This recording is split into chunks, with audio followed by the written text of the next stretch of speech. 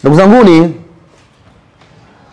wana Simba, tuna kila sababu ya kuja katika mchezo huu kwa wingi kwa sababu kadha wa kadha. Sababu ya kwanza, tunarejea uwanjani kwa kishindo.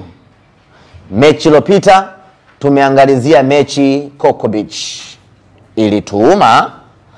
Mechi hii tunarejea uwanja Benjamin Mkapa. Maana yake ni kwamba tunapaswa kuoneshia watu ya kwamba sisi ni mashabiki wa uwanjani. Tuje kwa wingi siku hiyo kwa sababu tumemisi kuiona Simba yetu hasa kwenye michuano ya kimataifa. Lakini tunalazimika vile vile kuja kwa wingi uwanjani siku hiyo kwa sababu tunatakiwa kwenda kumkaribisha kwa mara ya kwanza meneja mkuu Dimitar Pantev.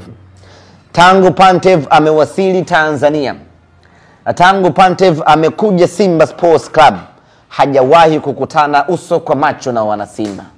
Sasa kesho tarehe 26 ni siku ya kwenda kumkaribisha Dimitar Pantev, aione Simba Sports ikoje, na aione Tanzania ikoje, na aione Dar es Salaam inafananaje.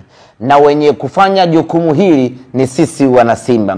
Kimsingi ni kwamba tarehe 26 itakuwa ni Simba Day ya meneja mkuu Dimitar Pantev, kwa sababu Dimitar Pantev Simba Day hakuwepo, hajaipata ile ladha ya wana Simba. Tarehe 26 sasa anakwenda kuipata ladha ya wana Simba. Wana Simba tunawajibika kuja kwa wingi, kuja kumkaribisha meneja wetu.